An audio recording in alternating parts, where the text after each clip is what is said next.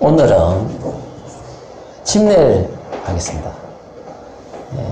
유일하신 하나님만 쭉 가다가 한 번씩 섞어서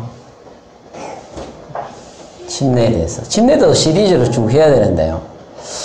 일단은 오늘 이제 침례를 하게 되는데, 오늘 침례에 관해서 제가 하려는 건 뭐냐면은, 침례가 어디서 나왔는지 그 뿌리를 좀 말씀을 드릴게요. 그러니까 이제 이게 도대체 예수님이 왔을 때부터 시작을 됐는 건지, 아니면 또 그 전에 있었는지 관해서 좀 말씀을 드리고요. 그렇게 침례에 대해서 좀 그 기원에 대해서 설명을 하면서 오늘가지고 그렇게 하겠습니다. 그래서 여러분들이 아마 좋은 시간 되실 거예요. 그래서 오늘 좀 제가 준비할 때 좀 심려를 기울이려고 했는데, 하여튼 여러분들이 하나님이 깨닫게 해주실 겁니다. 자, 마가복음 16절 16절이죠. 믿고 의를 받는 사람은 구원을 얻을 것이요 믿지 않는 사람은 정죄를 받아들여라.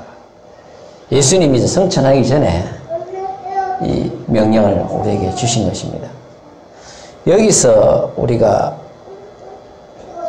두 개를 한번 보겠습니다. 구원을 얻을 것이란 말과 정죄를 받으리라는 말을 한번 보겠습니다. 보시면요, 구원이라는 건 소조라 그러는데요, 헬라어로 구원하다, 해받지 않게 하다, 보존하다, 그런 뜻이에요. 해를 받지 않게 한다는 뜻이 좀 아주 흥미롭습니다. 해를 받지 않게 하겠다 이거야. 구원받는다는 것은 지옥에 안 들어가니까 어쨌든 해를 받지 않게 하잖아요. 그래서 여기서 그렇게 되어 있고요. 정죄한다는 말은요, 카타크리노라 그러는데요, 정죄, 유죄, 선고, 정죄, 유죄를 선고하다, 뭐에 불리한 판결을 내리다, 그런 뜻이거든요.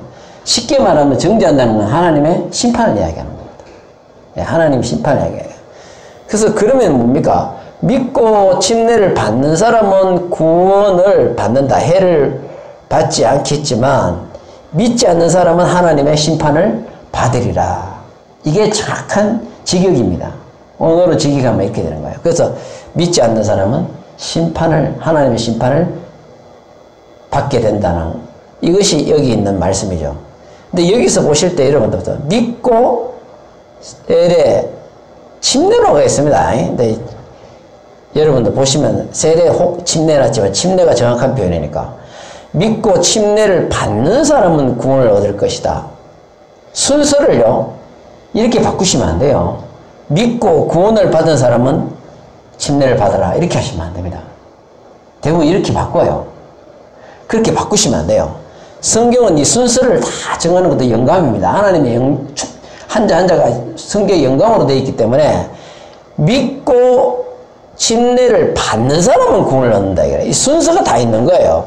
믿고 침례를 받아야 구원을 얻는다, 그런 뜻으로 쓰여진 것입니다. 그리고 믿지 않는 사람은 정죄를 받으려 하는데, 어떤 사람은 이렇게 이야기합니다. 그러면 여기도 세례가 들어가야지, 여기는 왜 세례가 안 들어갔느냐, 그렇게 하는 사람이 있어요. 들어갈 필요가 없어요. 믿지 않는 사람은 침례 안 받아요. 여기에 들어갈 필요가 없습니다. 믿지 않는 사람은 정죄를 받으라. 성경에 보면 믿고 침례를 받았대. 사도행전은 그렇게 나와요. 그래서 이것이 굉장히 순서를 바꾸면 안 된다는 걸 기억하시고요. 근데 여기 보시면 구원이라는 말이 소조잖아요. 자, 구원하다인데, 여기 문법 보시면 동사 직설법이, 잠깐만 설명할게요. 역사적 사실이다, 그런 뜻이에요. 사실 그대로. 거짓이 없다. 이거는 사실 그대로다. 구원하는 건 하나님의 사실이다. 진리다. 그대로다. 그런 뜻입니다. 그리고 여기 한번 보세요. 빨간색으로 제가 일부러 이 수동이라 놔있고, 여기도 수동이죠. 이것도 직설이죠. 그러니까 구원받는 거나 정죄를 받는 거나 하나님의 심판을 받는, 둘 다 사실이다, 그 말이에요. 직설법으로 되어 있으니까 사실이다. 이거는 거짓이 아니다는 거예요. 반드시 이루어진다는 거예요. 사실이다. 둘 다 수동으로 되어 있죠. 둘 다 수동으로 되어 있죠. 왜요? 구원하는 것도 하나님이 구원하시는 거고, 심판도 하나님이 하시기 때문에 그래요. 스스로 구원하지 못합니다, 인간은. 그러면 여기에 수동이 들어가면 안 돼요. 능동이 들어가야지. 구원도 하나님이 구원하시고 심판도 하나님이 하신다, 그런 뜻입니다. 꼭 기억하세요. 그래서 구원과 심판은 다 하나님께 속한 하나님의 절대적인 권한입니다. 그 성경에는 구원이 다 보면 수동으로 되어 있어요. 다 수동으로 되어 있습니다. 그 다음에 보시면요. 자, 침례. 침례를 잠깐 설명하는데 뒤에서 더 상세히 설명하기 때문에 이게 또 나옵니다. 그래서 제가 우선 설명했는데, 침례는 티조인데요. 동사예요, 이게. 침례를 주다. 동사가 되는 거예요. 티조인데요.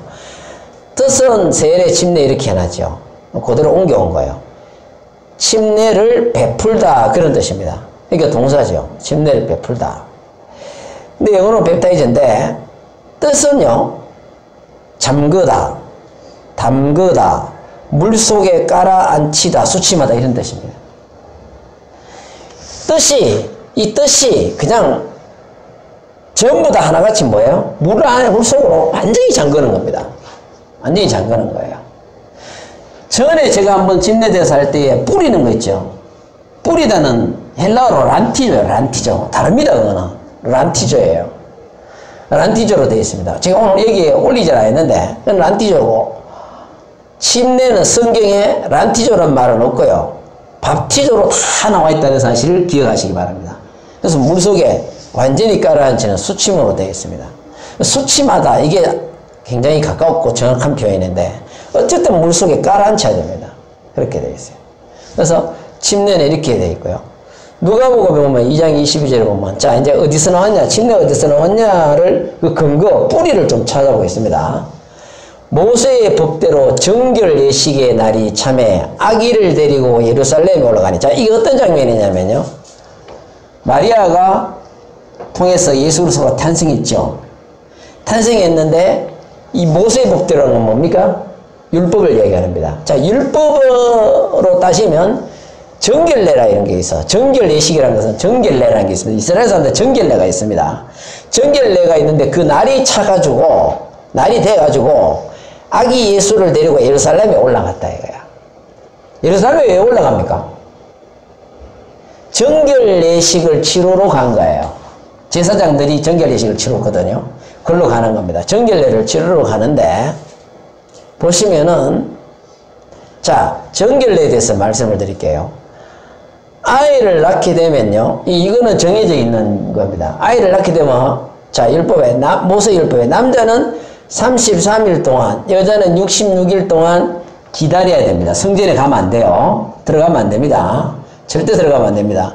남자는 33일이지만 여자는 출산을 했기 때문에 66일을 기다려야 됩니다. 배를 기다려야 돼요.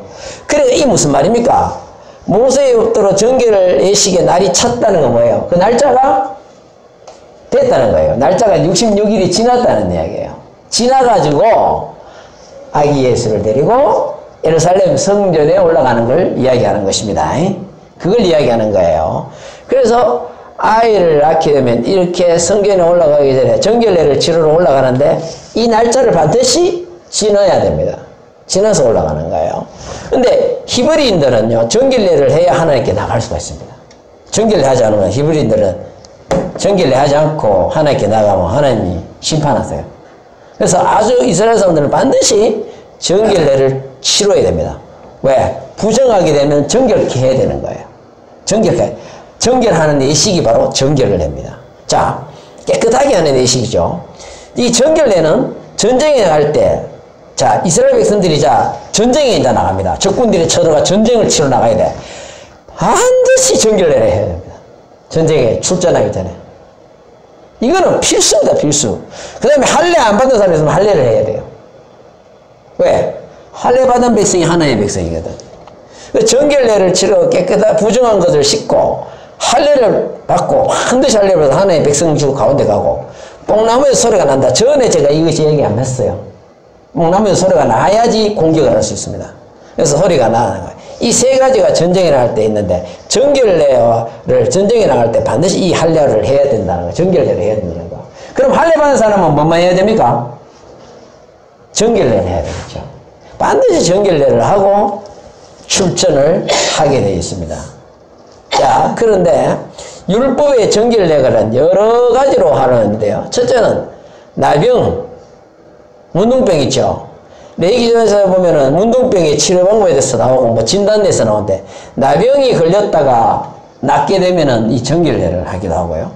그 다음에 성과 관련 있는 유출물이 있을 때도 정결례를 합니다. 그 다음에 죽은 사람과 접촉한 경우, 시체를 만졌을 때, 시신을 만졌을 때에 접촉한 경우가 되면은 정결례를 합니다.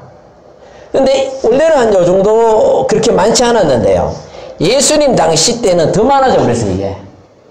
정결례를 해야 되는 게 이거보다 더 많아져가지고 아주 백성들이 힘들었어요. 아주 힘들었습니다. 자꾸 더 만들어내는 거야. 자꾸 종교 지도자들을 더 만들어내는 거예요. 그래서 아주 힘들었던 경우가 된 거예요. 제가 정결례를 왜 자꾸 설명했냐면, 정결례가 침례와 관계가 있어서 그렇습니다. 자, 침례인데, 구약 성경에는 침례가 없었어요. 그때는 없었습니다. 없었는데요. 이 침례는 남북 이스라엘이, 남쪽과 북쪽 이스라엘이 다 망했어요. 망한 뒤에 바벨론에서 70년 만에 가나안으로 돌아온 후에 생겼습니다. 그게 무슨 말이냐면요. 이 두 남쪽 유다와 북쪽 이스라엘이 다 망해버렸어. 망해가 바벨론에 붙잡혀갔죠. 붙잡혀갖고 70년 만에 돌아오게 되거든요. 하나님이 70년 만에 다시 자기 땅으로 돌아오게 합니다. 돌아오게 해서 가나안으로 돌아온 후에 이 침례 세례가 생겼습니다. 이게 생긴 거예요. 근데 예수님이 오셔갖고 제자들이 주는 침례하고는 좀 다른데, 그때 먼저 이런 침례를 했었어요. 침례가 했는데, 세 번째 보면 율법학자들은요, 제사장들에게 적용하는 정결법을 일반 백성들의 삶에도 적용했다는 거예요. 무슨 말이냐면, 율법학자들이, 제사장들이 그 성전에서 일하잖아요. 그 성전에 성막 안에 들어가서 떡도 갈고 막 하잖아요. 그러면 정결 의식을 하고 거기서 일을 합니다. 그 의식을 치러요. 치르고 했는데, 자, 여기 또 갔다 오니까, 자, 보세요. 여기 갔다 오니까, 막, 이스라엘 남방해갖고, 성전이 불이 탔습니까? 안 탔습니까? 다 타고 없는 거야. 거의 뭐 어떻게 정결을 시키고 뭐 할 수도 없고 뭐 막 이래 돼버린 거예요. 그러니까, 이 회당이란 거 아시죠? 이스라엘 백성들이 70년 동안 바벨론에 붙잡혀가갖고 예배드릴 성전이 없으니까 회당을 만드는 거예요. 그때 회당이 생겼어요. 만들어가 거기서 모여서 예배를 드리는데, 회당을 만들려면 몇 명 이상이 돼야 된다고요? 제가 전에 설명했는데 10명 이상이 돼야 돼요. 그거를 민년이라고 합니다. 민년. 이브리인들은 민년이라고 하는데 10명 이상이 돼야 만들 수 있습니다. 그런데 율법학자들이 제사장들에 적용하는 정결법을 일반 백성들에게도 적용을 했습니다. 정결례를 치루었는 거예요. 백성들에게도. 치루었는데 이 정결례가 여기 보세요. 식사 전에 왜 씻고 집에 들어갈 때 발을 씻는 것은 이때 만든 유대율법이에요. 여러분 유대인들은요 얼마나 그 위생적인지 아십니까? 식사 전에는요 반드시 손을 씻어요. 여러분 유럽에 한때 패스트가 돌아가지고 아시죠? 유럽에 패스트가 돌아가지고 쥐를 통해서 패스트가 돌아가 엄청난 사람이 죽었습니다. 그때 유럽에 완전히 그게 흑사병이라 그래가 패스트가 돌아가고 완전히 사람들 엄청나게 죽었어요. 그때 유대인들은 괜찮은 거라. 그래가지고 유대인들은 괜찮아가지고 유대인들이 그때 뭐 샘에 뭐 독을 탔내고 유대인들이 많이 학살당했습니다. 그 알고 보니 그게 아니고 유대인들은 식사 전에 손을 반드시 씻고 먹는 거라. 그렇게는 그 병이 안 걸렸던 거예요. 유대인들은 이게 바로 정결례예요. 식사에서 있고 집에 들어갈 때 발을 씻습니다. 왜 예수님이 이렇게 얘기하죠? 베드로의 집에 들어갑니다. 발 씻을 물을 주지 않았다. 그렇죠? 유대인들은 샌들을 신고 다니니까 발이 더러우니까 집에 들어올 때는 그 종들이 발을 씻어줘요. 그러니까 이 바로 그것도 일종의 정결례인데 이 유대인들은 정결례를 갖고 있었다는 거.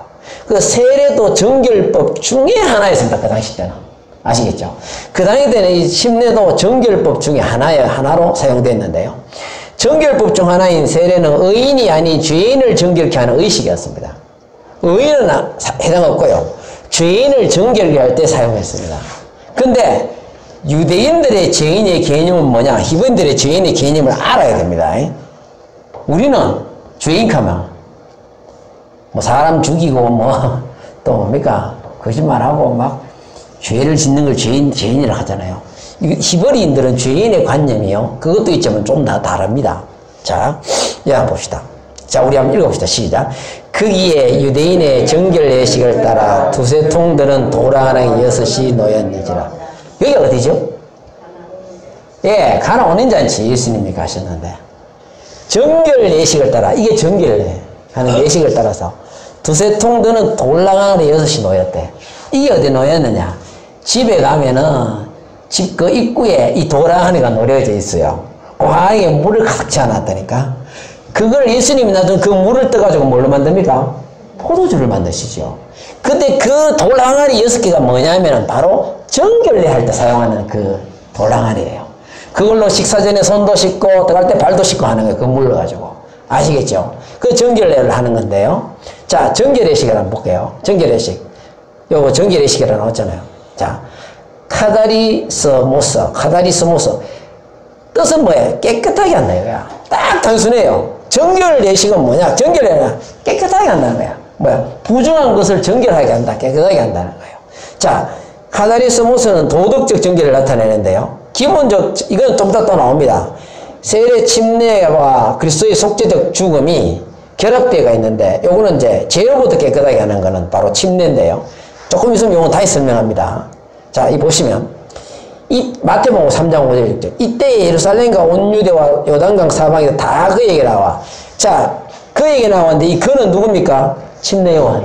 침례 요한에게 뭘 받으러 나왔습니까? 침례 받으러 나온 거야. 사람들이 막 침례 받으러 나온 거야. 자, 여기 보면 뭐라고요? 자기들의 죄를 자복한다. 고백하다. 원어는 고백하답니다. 고백하고 요단강에서 그에게 뭘 받았다고요? 세례를 받더라. 침례를 받았다는 얘기야. 와서 침례를 받았다. 자, 그러면 이때 침례 요한이 했던 이 침례는 뭐냐면 아까 이야기했죠. 정결례 중에 하나입니다. 이게 바로 정결례 중에 하나였어요. 침례 요한이 막 오니까 사람들이 나오니까 정결례 중에 하나 그 침례를 줬던 거예요. 자, 줬는데요. 자, 보시면요. 어떤 사람이 받은다. 자, 유대 율법의 죄인을 분류하는 자. 자, 히브리인들의 관념은 죄인은 뭐냐? 첫째, 병든 자, 장애인, 아프거나 장애가 있으면 다 죄인입니다. 유대인들은요. 희한해요. 히브리인들은 관념이, 자, 누가 이제 다리를 쳐러. 장애인이죠? 그 사람은 죄 때문에 그렇게 됐다고 봅니다. 그래도 죄인이라. 유대인들은 희한해. 죄인이라. 그리고 누가 병이 들어서 아파. 그 죄 때문에 아프다고 보는 거예요. 그래서 그 사람도 죄인이라. 여러분 있잖아요. 여러분 예수님 당시 때 병자들이 나으려고 막 병자들이 나으려고 예수님 앞에 와고 그냥 나으려고 장애인들도 그렇고 막 그냥 눈 뜨려고 그러고 병자들이 나으려고 막 그냥 예수님 앞에 와서 길을 서죠. 왜 그런지 아세요? 실제로 낫는 것도 낫는 거지만 중요한 이유가 있습니다. 죄인에서 벗어나려고 하는 겁니다. 이스라엘 사람들은 여러분 그 베데스다 연못에서 38년 된 병자가 나으려고 물을 흔들어 놓으면 나으려고 막 38년 동안 커서 그게 왜 그런지 아세요? 이스라엘 사람들은 죄인이라고 그 사람들을 다 죄인으로 이야기해 버리니까 죄인은 천국 못 들어가잖아요. 그거 못 받는단 말이에요. 그러니까 나가려고 죄에서 벗어나는 길은 장애에서 벗어나고 병든 자는 낫는 것밖에 없는 길이라. 그러니까 막 길을 쓰고 그냥 나가려고 하는 거예요. 죄인에서 벗어나는 거. 그 이유가 제일 첫째입니다. 유대인들은요. 그래서 예수님 당시 때 그렇게 한 거예요. 여러분 그 히브리인들의 사고방식 배경을 반드시 알아야 됩니다. 반드시 알아야 돼요. 우리나라 와서 사는 그 외국인들 있지 않습니까? 결혼해가 살다 동남아시아 사람들하고 결혼하는데. 사는데, 아니, 저번 주에 뭐 우리 김정재 수사님도 그런 얘기 했지만, 터키 여자하고 사는데, 돼지고기를 안 먹거든요. 이게 완전히 이슬람 그 교례가 탁 차가 있어가지고 돼지고기를 안 먹는 거라. 그래, 남자들, 우리나라 남자들은 돼지고기 안 먹으니까 혼자 먹고 있고 여자는 안 먹고 있는 게라. 문화적 차이거든, 이게. 동남아에서 우리가 이렇게 결혼해 온 사람들 보면요. 문화적 차이가 되잖아요. 그 사람들은 식사할 때 보니까 우리나라 이제 그 사람이 가갖고 식사를 하는데 젓가락으로 반찬을 집어가지고 손님의 밥그릇에 놓아주는 그게 큰 손님한테 대접하는 예의더만요. 그 문화더만요, 그게. 우리나라는 그렇게 하는 거 싫어하잖아요. 싫어하지. 자기 젓가락으로 집어갖고 밥을 놔주고 싫어하지. 근데 그 사람들은 그게 큰 대접인 게라. 근데 그냥 놔주는 걸 갖다가 싫어 죽겠는데 그대로 따라 해야 돼. 왜? 그 사람들 문화니까. 문화적인 차이가 이렇게 나는 겁니다. 이 히브리인들의 문화적인 그 관념, 그걸 모르면 안 돼, 성경은요. 특별히 신약은 그렇습니다. 우리는 죄인하면 그냥 범죄에서 죄인이지만 유대인들은 안 해요. 이런 사람들이 다 죄인이었다니까. 그래서 이 죄에서 벗어나려고 막 나으려고 그랬던 거예요. 그 다음에 여기 2번. 세리와 창기가 직업이 이 세리와 창기도 죄인이었습니다. 이스라엘 사람들. 희한해. 유대인들은요, 세리가 뭡니까, 세리? 세금 거둔 국세도 사람, 사개월 같은 그런 사람 아닙니까? 그런 사람들이, 또 창기, 이런 사람들은, 직업이 이런 사람들 다 죄인이야. 다 죄인으로 쳤어요. 그래서 이런 사람들은요, 죄에서 벗어난 방법은 딱 그겁니다. 이걸 그만두면 돼. 그만두면 죄에서 벗어나. 죄인이 안 되는 거라. 간단해. 근데 이건요, 자기 마음대로 되는 게 아니잖아요. 그러니까 예수님 앞에서 나으려고 길을 쓰는 겁니다, 이게. 그 이유가 바로 거기 있는 겁니다. 그 다음에 여러분 보면요, 민간군인들 해놨죠, 이게. 민간군인들 해야지. 왜 민간군인들 했는지 아십니까? 그냥 군인도 아니고 민간군이래. 배경을 좀 설명해 드릴게요. 로마가 그 당시 때 지배하고 있었는데요. 로마가 군대가 많아가지고 이 군대를 유지하려고 하다 보니까 원정도 많이 가고 그랬거든요. 큰 군대를 유지하려면 돈이 너무 많이 필요한 게라. 이걸 돈을 갖다가 어떻게 거둔지 아세요? 유대에 사는 부자들 있죠. 부자들한테 돈을 받아내고 그 사람들한테 세금을 징수할 수 있는, 거둘 수 있는 권한을 줘버렸습니다. 그렇게 했어요. 아주 못된 짓을 한 거야. 그래, 그 사람들이 어떻게 했느냐. 민간 군인, 자기 밑에 사병을 길러가지고요. 민간 군인들이라. 그런 사람들을 채용해갖고, 채용을 한 거예요. 완전, 요새 말하면 완전 조직 폭력배들이지. 해가 그 사람들이 강제로 가서 그냥 세금을 거두게 했습니다. 그래서 요한이 뭐라 합니까? 이 사람들 왔을 때 뭐라 합니까? 강포하지 말며. 어떻게 강포하지 말며? 세리들 왔을 때 뭐라 합니까? 정한 거 외에는 넉칭하지 마라. 득치 마라. 다 일침하잖아요. 일침을 하잖아요. 바로 그게 뭐냐면 그거예요, 그거. 그걸 이야기하는 거예요. 그래서 이때 이 민간 군인들이, 이때 다 죄인이었다고. 유대인들 아니, 다 죄인이었다고. 이거예요. 다 죄인이었다고. 그 다음 성경에 보면, 이제 이방인들, 유대인들은 저것들 외에는 다 죄인이라. 이방 사람들 다 죄인이라. 우리도 다 죄인이야. 우리 다 죄인이라. 우리 원래 다 죄인이었지만, 네, 그래. 유대인 율법의 죄인의 분류는 이렇게 됐다는 거 여러분이 아시면 성경일 때 도움이 되겠죠. 자, 보시면요. 자, 요한의 침례는 유대 율법은 병든 자, 장애인, 세리, 창기를 죄인으로 분류했는데요. 직업이 세리와 군인들은 의인이 될 방법이 있었어요.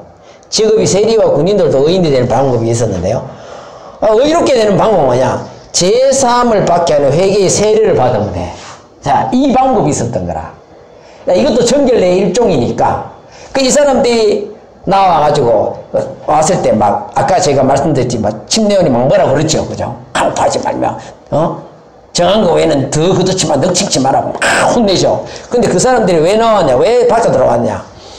자기가 죄이니까 공 못 받는다 생각이 든단 말이야. 불안하단 말이야. 그러니까 이 사람들이 제사를 받게 회개의 세례를 받으면 그때는 정결케 되거든. 그래서 구원받으러 나온 거라. 이게. 그래서 그것도 나왔던 거예요. 자, 이 3번. 이방인들은 할례와 세례를 받아야 유대 교인으로 받아줬는데요. 자, 이거 보십시다.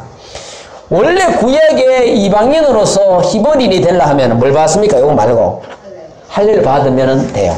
반드시 받아야 됩니다. 이방인도. 그러면 유대 백성이 돼요. 근데 이때는 어떻게 했느냐? 이때는 하나 더 발전해가지고 할례도 받고 세례를 또 같이 받아야 돼. 그래야지 교인으로 받아줬습니다. 유대 교인으로 받아줬어요. 그래 받아줬다니까. 근데 이때에 어떻게 했냐면요. 흥미로운 게 있습니다. 재밌는 게 있는데요. 세례 받을 때 완전히 옷을 다 벗고 받았습니다.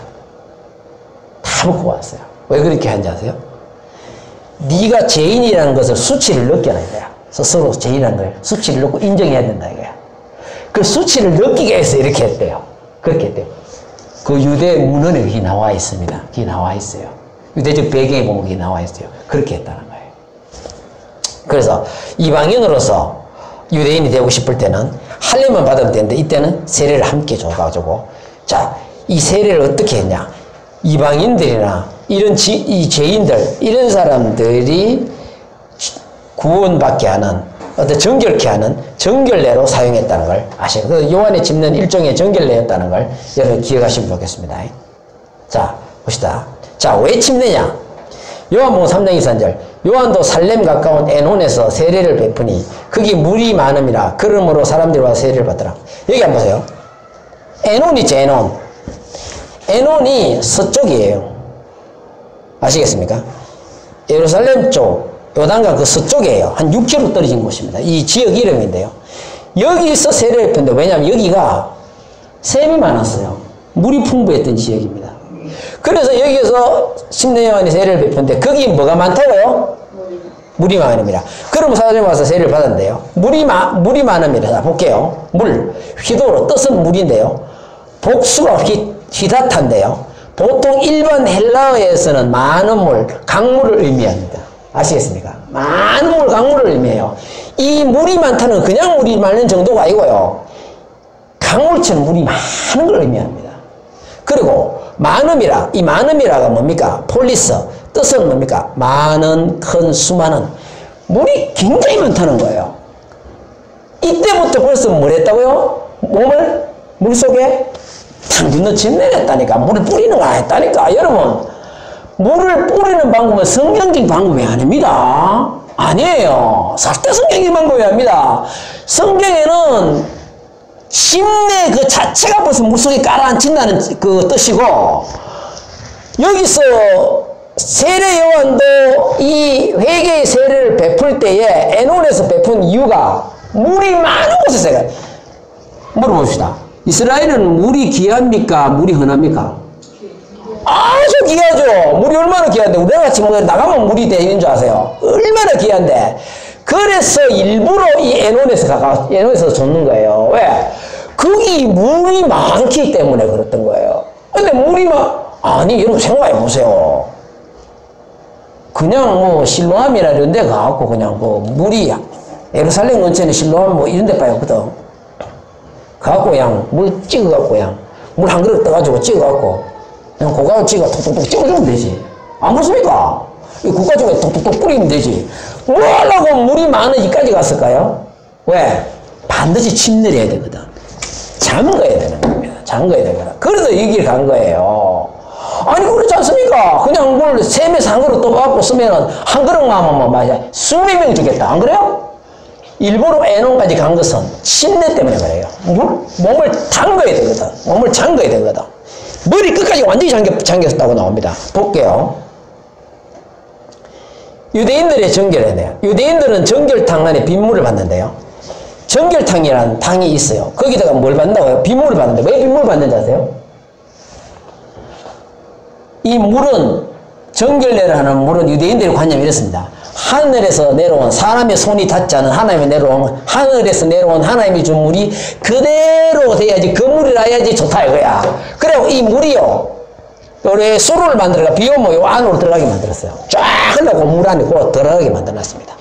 그래 사람의 손이 닿지 않고 하늘에서 바로 정결탕 속으로 들어갑니다. 내려가지고요. 근데요 정결탕의 빗물은 최소 4일째야 돼. 이거 보세요. 몇 리터? 260리터예요. 랍비들은 이렇게 이야기했답니다. 얘 260리터니까 완전히 잠겨야 되기 때문에 그랬대요. 완전히 잠겨야 되기 때문에 260리터를 필요로 했답니다. 이때부터 침례를 완전히 잠겼다니까. 완전히 잠겼다니까요. 뿌리는 게 아닙니다. 뿌릴 것 같으면 이만큼 받을 필요도 없어요. 그래서 사람의 머리 끝까지 물에 잠기고 온몸이 다 덮일 수 있는 양이어야 된답니다. 온몸이 다 덮여야 된다. 그때에 포로기 갔다 와가지고 정결례를 세례에다 응용을 했는데 그래서 세례 요한이 제사장 아들 아닙니까? 그 안에 세례 요한이 하나님의 길을 바로 예수의 길을 예배하기 앞서서 이 정결례를 행하면서 회개의 그 세례를 베풀면서 뭡니까? 몸이 다 덜필 수 있는 양으로 N1에서 침례를 준 거예요. 아시겠죠? 그래서 침례가 성경적입니다. 이건 절대 잊으시면 안 됩니다. 침례가 성경적이에요.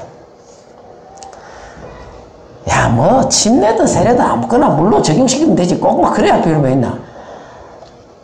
아니, 제가 하고 싶은 말이 또 그렇게 얘기하면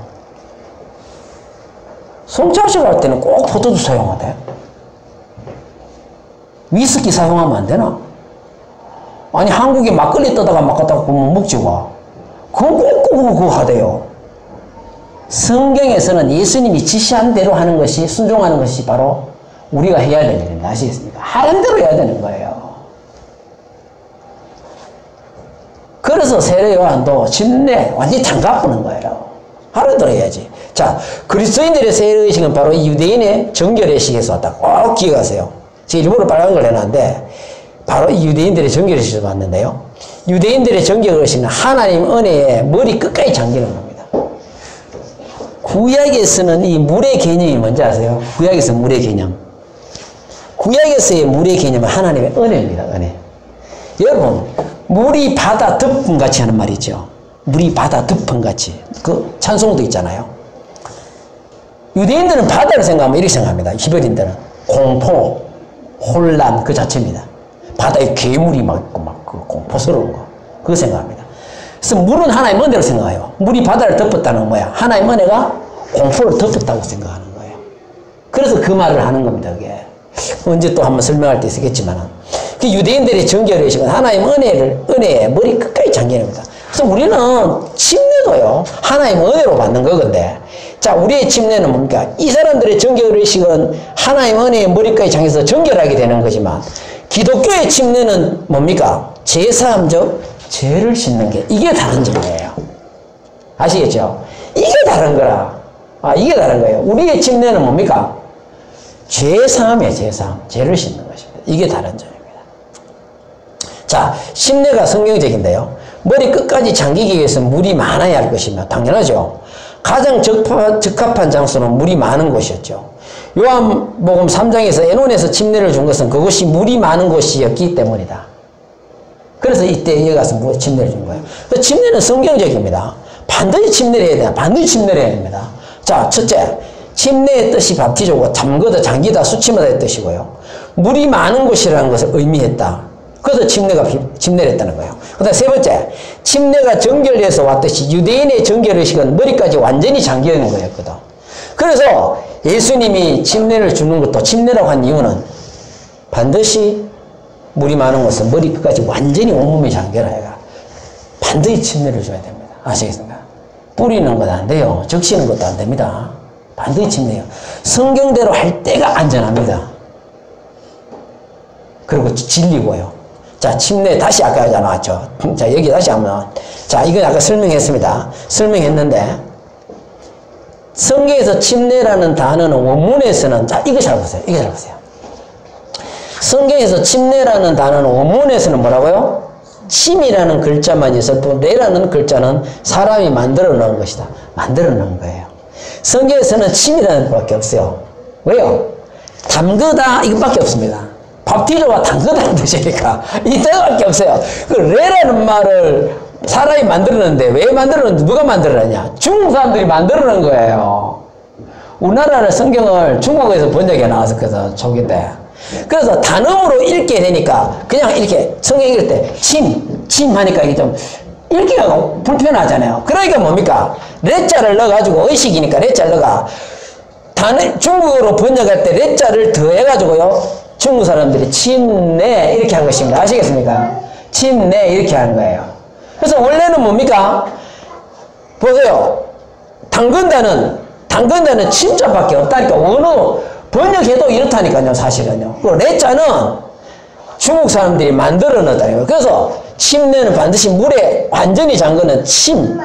그래서 어떻게 말하는 게 제일 좋은지 아세요?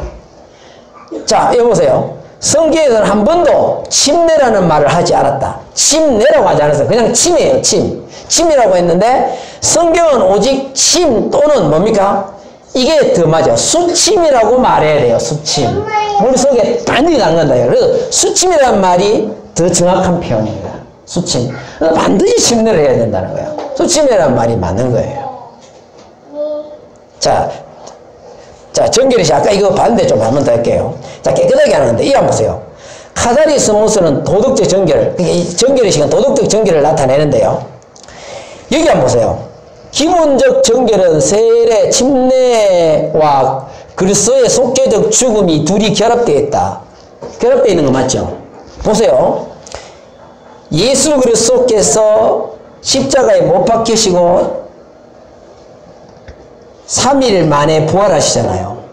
근데 로마서에는 우리가 침례로 우리가 하나인가 우리가 연합됐다 했죠. 하나가 됐자 했죠. 그러니까 이 침례는 그리스도의 죽음, 이 속죄의 죽음하고 결합되어 있는 게 맞잖아요. 예. 그래서 이 두 경우는 죄로부터 깨끗하게 되는 거. 정결의식은 과거에 부정한 것을 갖다가 정결하는 그 정도였고, 오늘날의 침례는 죄로부터 깨끗하게 하는 거예요. 이게 자, 볼게요. 구약에는, 부정하게 된 사람을 붉은 암송해지를 가지고 뿌리는 물에 옷을 쳐서 이렇게 한대요. 자, 보세요. 붉은 암송아지 저희가 아시죠? 자, 이걸 설명해 드릴게요. 이스라엘 사람들은 시체를 만진다든지 이런 문제가 생기면, 그죠? 문제가 생기면요. 어떻게 하느냐 하면은, 이 붉은 암송아지가 있어. 지금까지 이스라엘의 붉은 암송아지가요, 역대적으로 몇 마리 있었냐? 5마리에서 7마리밖에 없었대. 그것밖에 없었대요. 근데 이걸 갖다가 태우는데요.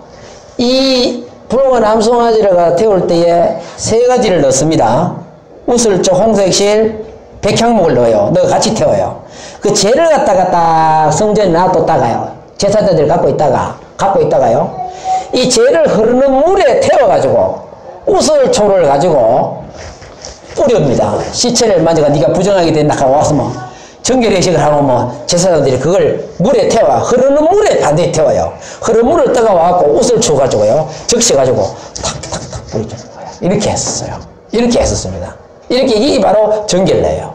근데 이렇게 해서 정결하게 했는데, 신약에서는 예수 그리스도의 피가 침례 받을 때 죄를 사하는 역할을 하는 거잖아요. 맞잖아요. 우리가 침례 받을 때 예수 그리스도의 피가 우리 죄를 싹 사하는 거예요. 그래서 아까 뭡니까? 이 침례는 그리스도의 죽음과 연결되어 있는 거죠. 결합되어 있다는 바로 그걸 말하는 겁니다. 그걸 말하는 거예요. 아시겠죠? 그래서 구약의 정결례는 신약 침례의 뭡니까? 모형이니까 그림자죠. 그림. 사실은 그림자입니다. 이게 뭐냐? 하나님이 우리를 구속하기 위해서 구약에는 정결례였지만 붉은 암송아지로 죄를 가지고 했지만 이제는 이 죄를 가지고 갈 필요 없고 예수님이 십자가에 못 박혀서 어린 양에서 피를 다 흘렸기 때문에 그 피가 구속을 하기 때문에 구약에서는 정결례로 했지만 신약에는 침례로 하죠. 그래서 구약의 이거 우리 같이 읽읍시다. 제 밑에요. 시작. 구약의 정결례는 신약의 침례의 모형입니다. 그림자입니다. 아시겠습니까? 구약에 다 예수님이 보여주는 거야. 자, 구약에는 붉은 암송아지로 했지. 이 붉은 암송아지가 예수 그리스도를 상징하는 겁니다. 예수 그리스도를 보여주는 거예요. 이 붉은 암송아지는 예수 그리스도를 이야기하는 겁니다. 보여주는 거고 바로 이 정결례는 신약의 침례라는 걸 나타내 보여주는 겁니다. 자, 베드로전서 3장. 같이 읽읍시다, 이거는. 자, 마지막이니까. 시작. 물은 예수 그리스도께서 부활하심으로 말미암아 이제 너희를 구원한 편이 곧 세례라. 이는 육체에 들어온 것을 자여 버림이 아니요 하나님을 향한 선한 양심의 강론이라. 이게 결론이라. 물은 예수께서 부활하심으로 이제 너희를 구원하는 표다. 곧 침례였다. 이는 육체에 들어온 걸, 육체를 씻는 게 아니고요. 바로 우리의 모든 죄를 다 씻는 역할을 하는 것이 침례입니다. 그래서 우리가 침례가, 자, 우리 정리해 봅시다. 구약에서는 부정하게 된 것을 무엇으로 정결케 했다고요? 붉은 암송아지 죄를 가지고 뿌려가지고 정결케 했죠. 자, 우리가 지나가다가 무덤을 모르고 밟았어. 이스라엘 무덤 우리 같이 이렇게 되어 있는 게 아니다 겠죠, 제가. 30cm 흙만 딱 덮어요. 석회하면서 땅이 안 파져요, 이스라엘에는. 그리고 장사를 한 번 또 더 지는 기타죠. 뼈를 모아가지고. 밟았어. 아이고, 내가 멀리 터키에서 왔는데, 6월절에 왔는데 내가 하나 앞에 경배하러 제사를 드리러 왔는데 오순절 6월절 초막절 오거든요. 오늘 나왔는데 다 이거 못 드리고 돌아가면 얼마나 억울해. 그러니까 뭘 한다고 붉은 암승아에 재려가지고 흐르는 물에 태워가지고 제사를 정결하게 되고 들어가서 예식을 할 수 있어요. 성전 안에 들어갈 수 있는 거예요. 안 그러면 아무도 못 들어가. 들어가는 수 있는 거예요. 그래서 편리하게 그걸 만들어 놓은 겁니다. 알겠습니다.